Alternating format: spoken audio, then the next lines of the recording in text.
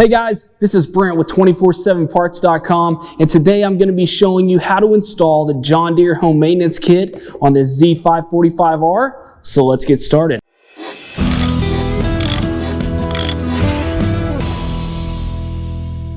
Now real fast, let's just talk about what all comes in this kit and then also what tools we're going to need to do the service on this mower.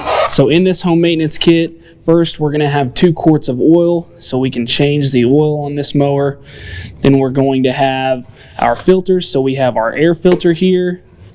We're going to have our fuel filter, our oil filter, and then also our 2 spark plugs here.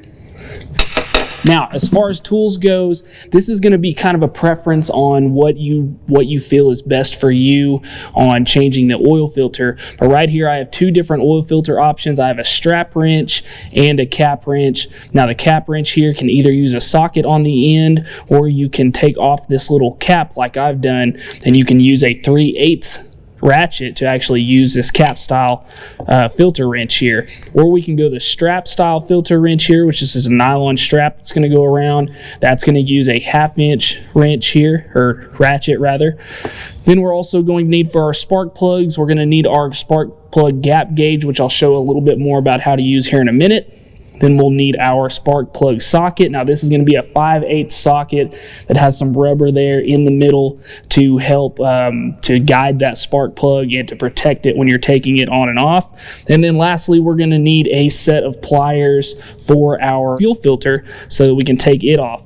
Now we're also going to need a funnel and a drain pan whenever we're changing this oil. Again, that's going to be a preference of whichever kind that you have or what you want, but just make sure that you have that funnel and drain pan for changing that oil. First step is going to be draining the oil. So before we do that, we want to make sure to get the oil good and warm. We don't want the engine too hot so we can still work around it, but we want to get that oil warm so that it drains more easily. So I'm going to go ahead and start the mower up, turn it around, let it run for a minute to get that oil warm. Now, once we've got the oil warm, the next step is going to be going ahead and draining that oil. Now, on this 545R, we do have an oil drain hose, which is right here, and then right back behind is where our oil fill and dipstick is going to be. So what we can do is we can just push this down, release this from the side of the engine, and then work it down and out of the frame, making sure we're not getting too close to that muffler, as the engine will be hot. And then once we have it poking out the side of the engine here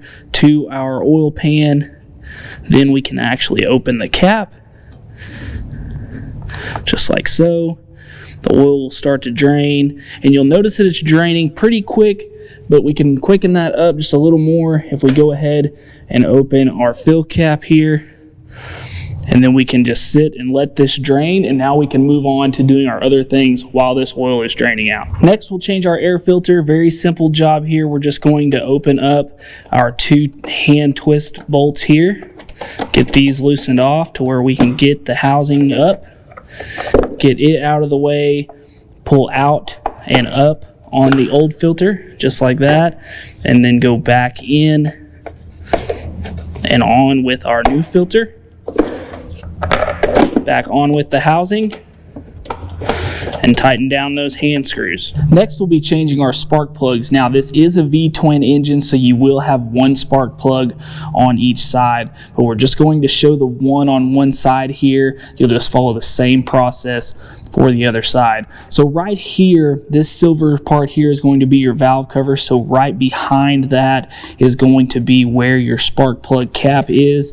So we can reach in here and pull this spark plug cap off, move it up and get it out of the way. And then next we'll take our ratchet and our spark plug socket here and just start to take that loose. And once you get that broken loose, you can reach in and remove it by hand. This will just be the easiest for the amount of space that you're going to have. So we'll take that old spark plug out, and then go back in and start our new one here by hand. Now, on checking gap on our spark plugs, this is something that you want to do before installing your new spark plugs, even though most of the time whenever they come in the kit they are going to be gapped correctly. But that's where this gap gauge comes into play, and I'm just going to show you how to do this real quick on this old spark plug that we pulled out. And what you're going to do is you're going to take this tool and you'll see that it has measurements going all the way around it. So we're going to start at the smallest side. We're going to stick that in between the top electrode of our spark plug and the middle pin there. We're going to stick that in and then slide that around. And once we feel that resistance between the two, that is going to be the measurement of the gap on that spark plug. Now, for this particular machine, you want it to be at the 0.030. So just make sure before going on with those spark plugs that you do check the gap. And then once we get that tightened up to where we know it's up against the side of the engine, we're just going to go on with our spark plug socket and ratchet here.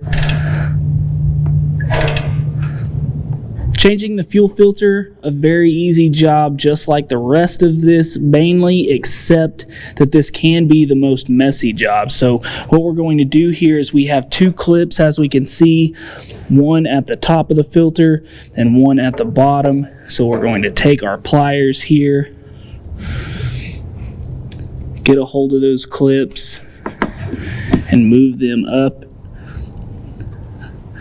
the hose here on the top. Get that out of the way, and then we'll move down here to the bottom.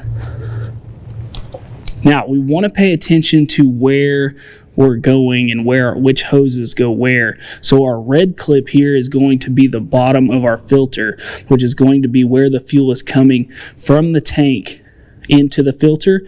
And you'll see an arrow on your current filter and an arrow there on your new filter, which is showing the direction of flow. So we need to make sure that when we go on with our new filter that we're going in the right direction. Next, we'll just simply take these hoses off here, and then we'll just go back on with our new filter. I know that's a little hard to see there with my hand in the way, but just make sure that you're getting that filter all the way seated down onto the base of the filter, and then we'll just go back down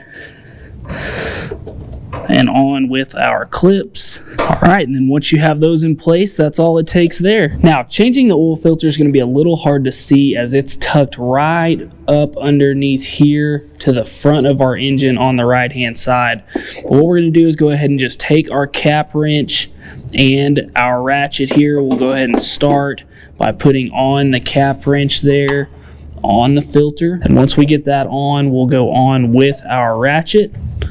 Now, once we've got that broken loose, then we can just remove it by hand. Then we'll let that drain down into the oil pan there and set the old filter to the side here. Now, when we're preparing our new filter, one thing that we want to make sure and do once we get this out of the box here is go ahead and break open one of our quarts of oil here and make sure and put just a thin layer of oil around the gasket here, and that's just going to make for a better seal up against the engine. So we'll just go ahead and break one of these open, dip our finger down in here and put just a thin layer there right on the gasket. Then we'll go back on with our new filter. Go ahead and tighten that down by hand until you feel that filter snug up against the side of the engine. And then we'll take our cap wrench and our ratchet once again and put that on the new filter. And then we're just going to give this a half turn once we get that tight up against the engine, as we don't want it too tight, but we do want it tight enough that it's not going to leak.